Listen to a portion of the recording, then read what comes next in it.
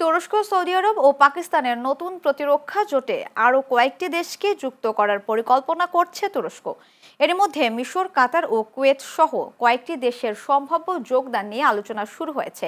তুরস্কের পররাষ্ট্রমন্ত্রী হাকান ফিদান জানিয়েছেন, জোটকে শুধু 3 দেশের মধ্যে সীমাবদ্ধ না রেখে প্রয়োজন অনুযায়ী আরও দেশকে অন্তর্ভুক্ত করা হবে।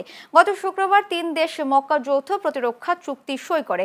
চুক্তি অনুযায়ী কোনো সদস্য দেশের উপর হামলা হলে সেটিকে 3 দেশের উপর হামলা হিসেবে বিবেচনা করা হবে। সম্ভাব্য সদস্য হিসেবে আনুষ্ঠানিকভাবে এসেছে মিশরের নামও।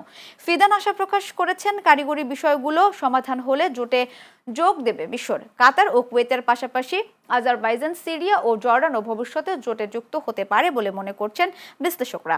তবে জোটের ভবিষ্যৎ পরিধি ও কার্যকারিতা নিয়ে এখনও রয়েছে নানা প্রশ্ন।